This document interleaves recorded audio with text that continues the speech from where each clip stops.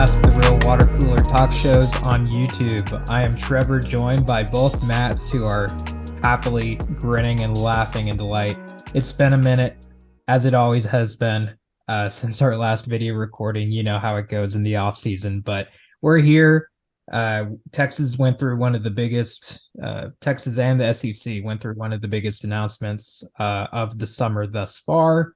The schedule for 2024, the SEC schedule, has dropped, and we're here to react to that schedule, as well as we're using the opportunity to talk about, the full 2024 schedule as well. So we'll touch a little bit on the non-con games, but the focus will be on the SEC schedule in particular. But before we get into that, as always, please like, comment, subscribe, all the usual good things that YouTubers ask you to do. It will help us continue to push the algorithm in a more favorable way, and you will get our great videos more common and more often in your feed. So you should totally do that. Guys, how are y'all doing? And let's start with initial schedule thoughts. Myers, I'm going to start with you because I can see that you're giddy right now. I am giddy. I mean, I watched that schedule reveal last night, and it kind of felt like I was watching college football almost. Very, very cool to see all these matchups, gets your juices flowing for sure. And man, I'm excited. I think Texas actually got a really favorable draw relative to the rest of the SEC. But man, it's just most importantly, it's good to see A&M back on the schedule. I'm excited that's in Kyle Field. I kind of wanted it to be on the road because I feel like Texas historically wins in Kyle Field more than they lose. I feel like playing there for us is not a huge issue. So I think all the pressure will be on A&M getting that first home game. So I think that's going to be, of course, just a spectacle for game of the year, probably in college football. So seeing that back on the schedule at Arkansas, I don't know why we're going back to Fate, but we were talking about that. I feel like we were just there. We just made it out. We didn't make it out alive. We made it out dead, but we were just there. Have to go right back to Vietnam. So that's kind of weird to have to play them both, our two big rivals away from home. And then, of course, OU and Dallas. But those are the old traditional schools, so you get that balance of the old, but then you also got Georgia and Florida and Kentucky and Hail State all coming to DKR. So, man, it's just definitely the best schedule we've had at Texas in my life, and probably ever, honestly, especially when you factor in the non-con of at Michigan. So, man, it's going to be so fun. And just seeing like all the interactions on Twitter, just with like real fan bases like Florida, Georgia, LSU, like these are big time brands. These are like at pro teams. Whereas in the Big 12, there's like two big time brands like that, or there were two, like Texas and OU. So it's kind of nice to just be in that same, a pond with fish the same size as you. So, man, I can't wait. It's going to be so fun. But I think Sark and all the team is focused on the 2023 schedule. They all were posting the 2023 schedule everywhere on social media yesterday. So that's good. I'm glad they have the right mindset. They're focused on getting that natty this year. So if we get that natty in our last year in the Big 12 and show up at the SEC as national champions, that's going to be an amazing story. Nice. How about you, Madrid? Feels like there's balance in the universe again. I don't know. Like I have an A&M game to look forward to every year. Yeah, an Arkansas game that like I never got to experience that rivalry. Obviously had that one game, but I didn't know anything about that traditional rivalry between us. So it's nice to have that Southwest Conference reconnection going on. And then like the cherry on top is like Florida and Georgia at home, and it's just kind of like wow, like what. So I buy I do, since I'm still in school. Me and my girlfriend buy the 3-game pack. You get 3 games for whatever price, 3 home games for whatever price it is. I remember this year I was like, okay. Let me look at the Big 12. Let me see the games we should go to. I was like, okay, UTSA, that's easy. Got to go to that one just because it's like UTSA coming up to DKR trying to flex their muscles. Got to see that one. That'll be like a gritty, somewhat interesting games. And then after that, I was like, all right, maybe you want to go see Iowa State after Thanksgiving, maybe? I think Baylor might be kind of good. And look, I'm laughing, and I know those teams have given us trouble this past decade, but to act like those are teams on par with the media brand of Texas, it's just disingenuous. It's not true. So now when you have Florida and Georgia like just coming to DKR mid season for a conference game, like yeah, man. Like first off, I don't even know if they're gonna have that 3-pack anymore. Because like what like I'm gonna want to choose Florida and Georgia, but there's no way. There's no way they're gonna give me a discount on that, no matter how many years removed I am from that school and how gracious of an alumni I am. There's no way those games are gonna be at that discounted price in that 3-pack. Maybe they will be. I don't know. I doubt it though. Like how they sprinkled the little Vandy in there for us, little Kentucky. Might be a little sneaky, but a little Kentucky in there for us. I think that's kind of funny, but well needed.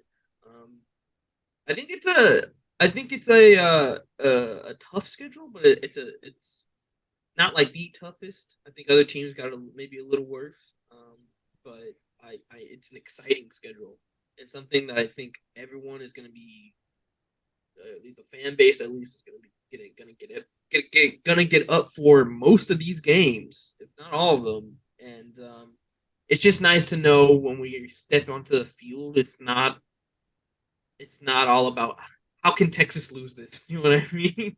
To this small private school or this small state school. How can Texas blow it against Manhattan? Um, or blow it in Manhattan. So at least it's like okay, Florida has something to lose, Georgia has something to lose too, so that might help narratives. But yeah, super excited. Yeah, for me, I would have to say that when I first saw the schedule, well, I didn't even see it. Myers was like hinting at it the night before, like getting some insider details about what was going to go down the pipe. And when I heard that both Florida and Georgia were on the schedule, both playing in DKR, on top of like we said, Michigan's going to be a factor.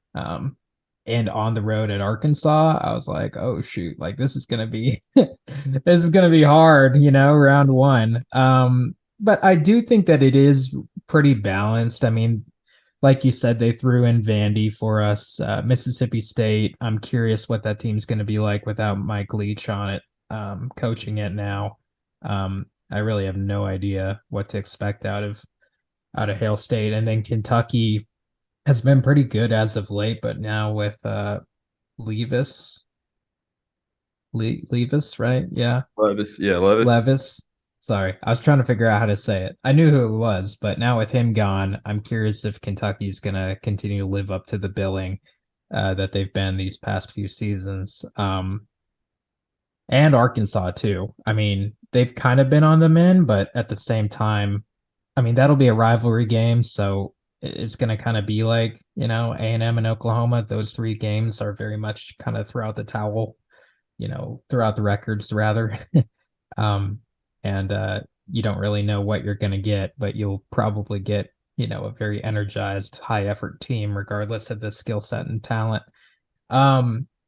So yeah, I would say that in some ways, this is definitely going to be one of the most difficult schedules that we've had. I mean, Georgia alone is going to be a gigantic challenge because they're, basically becoming the next Bama, if not better, at the rate that they're going. So it'll be a challenge, but it'll be good in so many ways because, like you said, Texas will come into every game energized. The issue seems to have been that whenever we play teams of slightly lower caliber, it's harder for players to get up to it. So first year in the SEC, I feel like people are going to just be so excited. There's going to be such energy around these games that we're going to get a little bit more effort on a consistent basis out of our players. So very curious to see how it all breaks down. But Yeah, let's go a little bit further into our thoughts on these games, and be a little bit more specific. We'll actually hop out of the SEC into the Big Ten. Texas takes on Michigan. Quick thoughts on that. Myers, how about you lead it off? But maybe Texas Platinum's going to take the big house potentially. 2024 it might happen. Yeah, there's been a wild rumor for a couple months now that Texas Platinum may or may not take the big house. Like, so we'll keep y'all updated for sure. But yeah, but we were talking about it, and then we realized that it's going to be Fox's big draw. So they're going to have it nice and bright and early at 11 a.m. with Joel Klatt and Gus Johnson. Big noon kickoff, and I don't know if we want to go all that way across the country for an 11 a.m. game when we could just do like a Georgia night game instead. So we're kind of in flux right now with our plans. But yeah, we play at Michigan, which will be, I mean, that's going to be so cool. Like just seeing our white uniforms, all whites, and stormtroopers against their iconic uniforms in the big house, like that massive stadium. So much history. That's going to be just such a fun matchup. We haven't really played them at all, and I think the Rose Bowl was the one time we played them. I could be wrong. 2004. Yeah. And then we won that. So this is good to, and this will be kind of the last time we'll be doing this for a while, playing. We have Michigan and Ohio State coming up in non-con in September, but going forward, Del Conte pretty much has stated that we're not going to be scheduling, big programs like Clemson, Ohio State, Michigan, USC, because the SEC schedule is just so loaded now, especially when it goes to 9 games, like they're saying it's going to in 25. So this is kind of like the last hurrah of these crazy non-con games, but we'll be fine. We'll have plenty of big-time games within the conference, so we won't have any shortness of those, but it's going to be fun, man. That one's going to be interesting because I don't know if McCaffrey will still be there, but Michigan's been knocking on that door for a while. I think this year will probably be the year that it's kind of like not a make or break year, but if they don't win a playoff game this year again, then it kind of becomes like Harbaughing, just they're good, but not good. Whereas if they do make that step this year, then that'll set up very scary for us the following year. So, yeah, man, I'm looking at this non-conference schedule, and what they also announced that we're playing Louisiana Monroe. They kind of snuck that in yesterday. They added that as the 4th non-conference game, and they're all scheduled the first 4 weeks of the year. So it doesn't look like we're going to have that late season FCS November game like they usually have in the SEC. I don't think we're going to have that in 24. But yeah, and I'm also very curious to see. I want to ask you guys y'all's opinion. They're going to try to hype up our first SEC game. Like they're going to make it a whole event. It's probably going to be Georgia. It's probably going to be right after Louisiana Monroe, week 4, week 5. It's going to be Texas versus Georgia, college game day, night game. That's going to be electric. So that's what I would expect the first game to be in the SEC. And then based on how the schedule lines up, probably OU, like right after that. So it'll be definitely I hope not. Yeah, that's what I'm saying. As soon as you said first game, like, no, that's not good.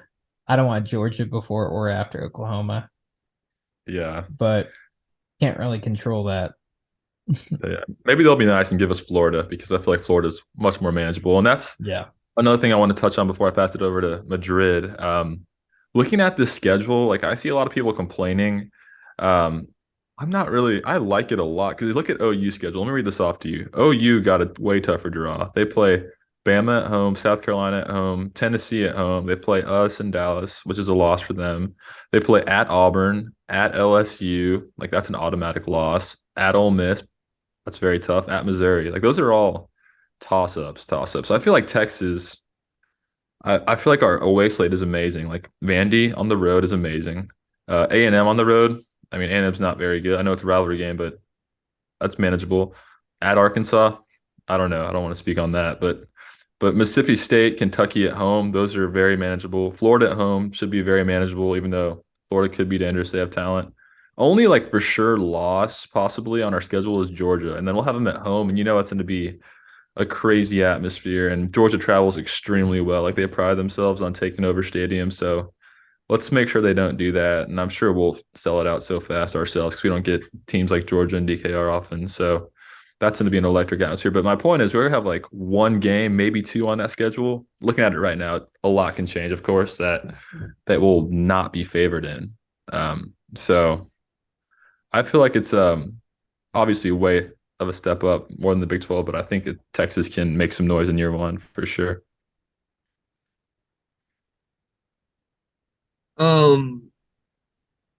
I like that you brought up that like this is probably like the last few years that we're gonna have the like big non-conference game.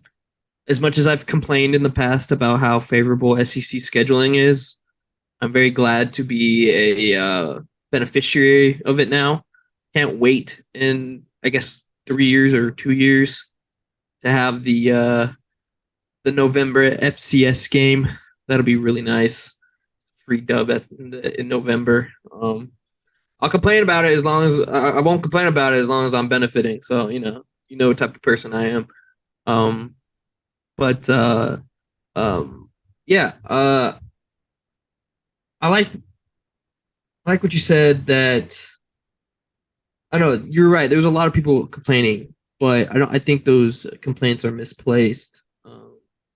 I think our team is growing in the right direction, and getting better, and moving in the right direction. I feel for OU, just looking at recruiting and vibes in the program. I think they see the writing on the wall a little bit, and it's gonna be kind of tough for them. Like I'm saying this as like a pure football fan. Like it's gonna be a little tough for them in the first half of the SEC of SEC play in like the first half of their seasons. I mean to say like the years.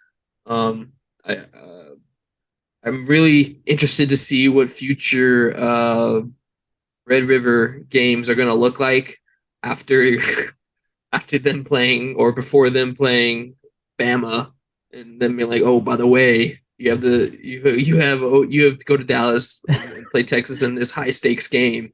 Like I just don't know how that program's going to take that. I mean, because them more than anyone in this conference benefited from us being down and the whole conference being kind of up and down in itself. So that'll be somewhat of a wake up call for them. I've seen some positivity out of them, but a lot of their message boards are very reluctant. But that just goes to show how much we, as as a program, have been preparing for this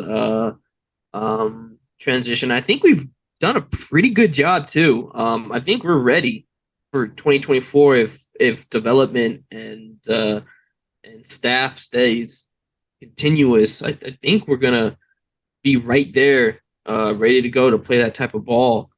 So I'm really excited about that. I just want to touch on a little bit on our other rival. Isn't it great to also just have three rivals that we can play again? That's just so nice. Like I don't know. I think a lot of teams at least have two, and we only got one for such a long time. So it's nice to have three again, so I can touch on them all the time, like pretty precisely. I don't know. A lot of you might have seen the Greg McElroy stuff about telling Aggie to stop complaining about when and where this game was gonna be played, and he's right. No one cares where this is gonna be played, but you guys. So that is very satisfying to see them kind of go, well, you're never gonna be in this conference. That's not gonna happen. All the way to, well, if you're gonna come, you're gonna come play here first, and it's like, yeah, keep backtracking, and so it's beautiful just to see that. But yeah, it's speaking of A&M, they got off easy with this 2024 scheduling a little bit, which is, look, if there was a year for Jimbo to put a stamp on it, it's 2024. The way that's setting up. So we'll see how that goes. But yeah, it's just really nice to have that for every week and to have such rivalries like spread out throughout the year. I think it's going to be fun, and I think it's going to give us a lot to talk about. Absolutely. this actually brings up a fabulous point. Do you think that this SEC schedule is now going to diminish the heightened importance of the Red River rivalry game? Because now I'm starting to wonder It's a good question. if you It may, schedule like a Bama or a Georgia the week before or the week after Texas OU, like how does that? I mean, that's got to affect the mentality of are the you teams. saying like for us, diminish it for us, or like on a national scale? Not necessarily. I mean, maybe a little bit nationally, because yeah, there'll be another really big Yeah, Texas game the week thereafter, or Oklahoma game, or whatever. yeah. I still think the rivalry will be the rivalry. I'm just curious that if you have like in the Big 12, typically the game before and the game after, the Red River games are typically not too difficult for either Texas or Oklahoma. It builds up to that game. But in the SEC, especially with four, and granted, 2024 might be different. Myers actually want you to touch on this in a minute, but how it's currently set up is that it'll be four non-con games and then a whole slate of SEC games with Red River probably starting it off, and then potentially a big, like Myers said, it could be a Georgia, it could be a Florida, some big game. Um, I don't know, maybe Oklahoma plays Alabama, something like that. But what do y'all think? I think there's the possibility that it'll affect that game, but I kind of hope that whoever's creating these schedules for the SEC realizes that, hey, you can't do that. Like put like a Georgia or Alabama against either Texas or Oklahoma, um, right after a big rivalry game. But I think they understand that because they do that with like the Iron Bowl, right? They don't have just a dominant team the week before playing Bama or Auburn. So what do you think? Interesting thought. That's a great. I didn't even think about that, but yeah, you're very right. Some schools, like some of the babies, the darlings of the SEC, like LSU, Bama, Georgia, they're protected. Like they get favorable matchups around, their big Or rivalries. to Like Georgia, that kind yeah, of thing. and Sankey, they're very savvy. They'll do their best to accommodate us, but when you think about it, like every other game is a tough game now. Like of the 16 teams in the SEC, like 9 of them are like big programs, like more than half of them really. So it'll be a juggling act for sure. And some years it might line up where we play LSU right after we play OU or something like that. But as far as the diminishing the Texas OU game, I don't think it's going to diminish it that much because just that Cotton Bowl, like itself is so magical. It's truly like, you know, just one of the beautiful things in college football. But I will say I think Texas A&M or Texas versus Texas A&M is going to be the Huge. premier rivalry Yeah. for us and them, of course, for at least the next couple of years. And it's going to be truly the premier rivalry in college football, at least in 24, and it'll probably continue on a couple of years after that, just because of the Cold War is finally over and like all this trash talk, all the the stories and all the talking season. It's over now. Like we're gonna be on the same field as them. It's gonna be amazing seeing our uniforms with their uniforms in the field again, like old times, being in Kyle Field, having them DKR. So that's going to be the premier rivalry, at least in terms of like the attention it garners from around the country, at least the next couple of years for sure. But it'll always be to me like I always think of A&M as like the pest. Like you can't lose to A&M because it's just like it's like embarrassing and like you don't want to lose to A&M. That's just you don't lose to A&M. But when you play OU, it's like OU is like you respect OU. It's a different type of rivalry. It's more like a mature, grown up rivalry. Like they've had success, more success than us, and we're aware of that. We're not delusional about it. A&M like is delusional about our rivalry with them.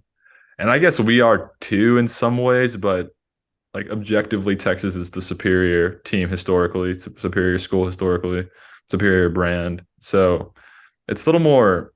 They just more of a pest because they're not as um uh, they're just not as level-headed as OU, I feel like. But I agree. It's in a shift towards A&M as far as like the big game for us, at least the next couple of years. Mm-hmm. Madrid, what do you think?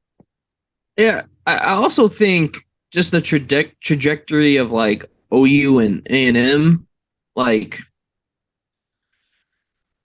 if what everyone's thinking, and OU loses a step for maybe a couple years, just by that metric alone, might make the rivalry a little less um, publicized or garnered not as much as attention. A&M might as well just is the new toy. Like there's a whole generation that I'm a part of who throughout their teenage and college years never got to experience a true rivalry with A&M. We talk shit, but that's about it. Twitter fingers and nothing. You know what I mean? So I think there's gonna be like a whole new influx of fans that get really involved with this rivalry, and coinciding with OU's not as dominant performance like they were during the 2010s. So yeah, I think you're on track with that. I was thinking more like like timing wise, like with the team. It might look. There's not going to be a lot of margin for error with this schedule at all. Like obviously, so if anything, for maybe from a team perspective and like a staff perspective, if OU is the first SEC game, like you got to make sure that the machine is running, like it's ready to go. Because if you lose, if you skip out on that one, lose that one, drop that one, look flat against that one, good luck. You got Florida coming up. You know what I mean? So, am I actually, from a team perspective, really speed things up intensity wise? So maybe that's actually a little bit of a good thing.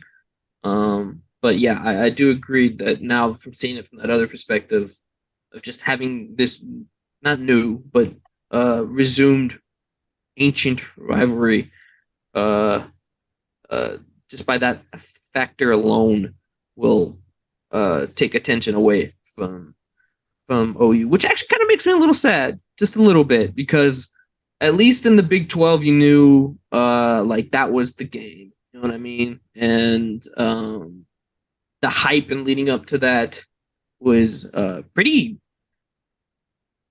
high, even like media wise. People take it a lot more serious than I thought outside of our school. So yeah, that'll be something I kind of miss a little bit. But yeah. Yeah. Myers, actually, let me now throw it back to you because I do want you to touch on this. Talk a bit about how this particular schedule for 2024 is unique. Being that now 16 teams in the SEC, but they haven't really identified how they will do scheduling going forward. So the whole 4 games of non-con to start off the season may be kind of a one-off thing, and they'll go back to the thing, and pods still haven't been established. Could you touch on that?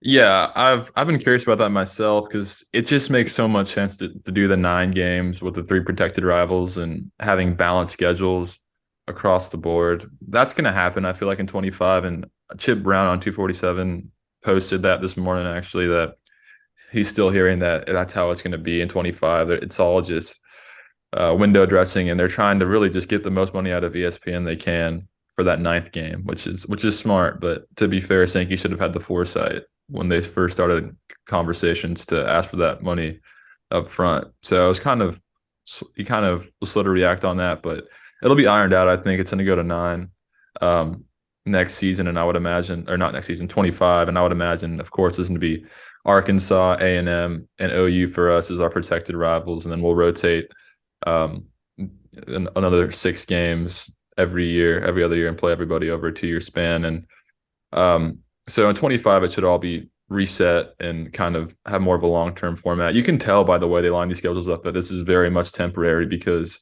a lot of these schedules aren't balanced. Like LSU's playing Ole Miss, Bama, Florida, Arkansas, A&M, all these teams that if it were to like flip next year and they play the other 8 teams that they're not playing, they wouldn't be playing any rivals next year. So you can tell that there's going to be a whole new format like instated in 25 or 26 whenever they can get that contract settled on. But that's kind of the plan. And I wanted to add this real quick before I pass it back to y'all.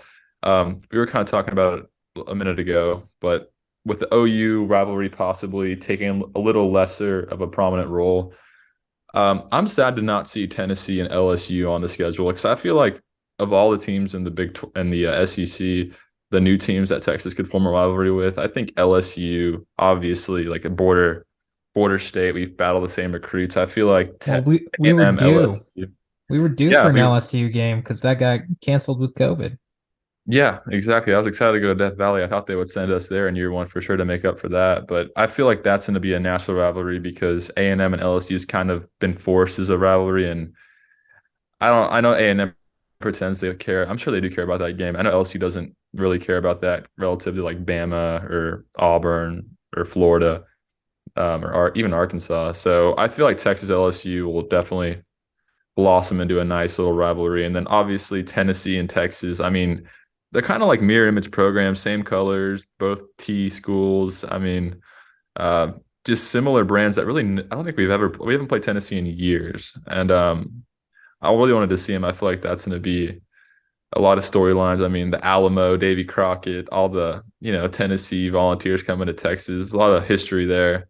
So I feel like that's going to be a fun matchup whenever that one happens. So I was bummed not to see that on the schedule, but well, I'm sure we'll see him in 25. And there was one thing else I was going to say, but I forgot. So yeah, 25, we should have a whole new format. Hopefully we get some of these other teams rotating into DKR. Madrid, do you have any additional thoughts? Not oh, actually, I just wanted to touch on just like an overall perspective. I think this helps a lot with recruiting. I think players want to play these big teams. I think that they want to be part of these historic rivalries. I think it's a big deal to have 3 rivals again, just to show that, hey, this is the type of attention you can get here. We got Micah Hudson, Jerry Gibson, guys we're really that we were leading for in the beginning, but kind of been taken away from us as of now. It's still early, but it's just another feather in our cap. Be like, hey, look what else we can offer to you. So I think that's a big deal and something that shouldn't be overlooked. This SEC conference, man, it's crazy how this is going to be the conference of college football. Like, unfortunately, I'm sorry to say it to Big Ten fans and to Pac-12 fans, to ACC fans. I am sorry. But this is the hub of college football for the foreseeable future. And I'm happy we're a part of it. Because we get to revel in all these great benefits. So I think it's a big deal overall for our conference. And I think we're trending towards the right way to really take advantage of it. So that's really my final thoughts on it. Yeah. When you compare the Big Ten to the Big 12, I mean, the Big Ten's a good conference, but I mean, I'm sorry, Big 12. The Big Ten to the SEC. The SEC is just, the brand power is unreal. It's going to be so fun every Saturday. Just matchups everywhere will be compelling. There's simply too many powerhouses. Like, I'm sorry. There's just too many teams. Even like the teams that are kind of down right now or kind of in the middle of the road or don't know where they're going, like Florida, Tennessee, Mississippi State, like Ole Miss, like those teams rise like pretty high sometimes. So just that alone is like a big deal. Like Northwestern's never popping. You know what I mean? Like there's one Vanderbilt, but there's not a bunch of Purdue, Illinois. Yeah, Rutgers, exactly. Maryland. Exactly. Yeah. The only one that's like Kansas is Vandy, and that's it. Yeah. And that's in Nashville. That's a whole fun trip itself. So yeah, exactly. Even Kentucky will have its limelight from every now and then. You know what I mean? So basketball blue blood. Yeah. All right, Madrid. Let me last thing I'm gonna say, then I'll pass it to you, Trevor, and you can sign us off or whatever. Madrid and I, over the years, we've always kind of joked about the Big 12 schedule. Like, man, we're not excited to play Kansas State or I got this year, like BYU and Kansas State. Those are our big home games. So we've been paying our dues for so long. It's nice to finally be rewarded, play some real teams. I know, y'all are Big 12 fans are going to be typing away.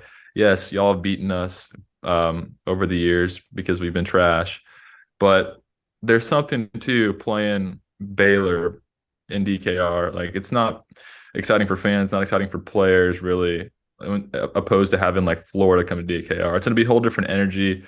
And I feel like we're going to get more out of our players, our team. It's going to be just a lot more motivation week in, week out. It's going to be a whole different type of energy, because we're going to have to match that level of intensity if we want to have any chance of hanging the SEC. So I'm looking forward to seeing our players rise to the occasion. Like you said, the roster's looking good, the way he's developing it, recruiting. One thing we need to improve on is D-line and edge. So hopefully we get a good haul this year. Hopefully we buy Colin Simmons, give him a nice big NIL deal. But yeah, man, I'm excited.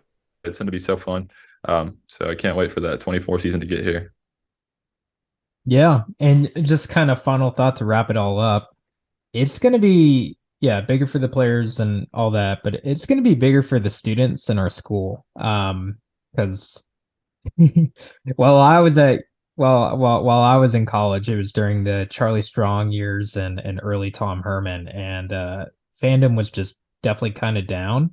So that progressively has gotten better and better and better. But going into the SEC, I feel like Texas is really going to become officially a football school. I know nationally people see us as that, and we've gotten better. But being in the SEC by default, I think automatically is going to turn this really good school into a school that now is living and breathing and overly excited about football all year round. We are that, but the ceiling we have not hit, and I think we will get a lot closer and maybe even hit that ceiling upon joining the SEC. So thank you guys for watching. Hope you enjoyed it. Kept this one a little bit shorter than typical, but sometimes you got to do that. But please like, comment, subscribe, all the usual things. And we'll be around. Join us in the comments section. We'd love to hear your thoughts. And got some good off-season videos cooking. So y'all take care. Horns up. Go. See you in the next one. Sure.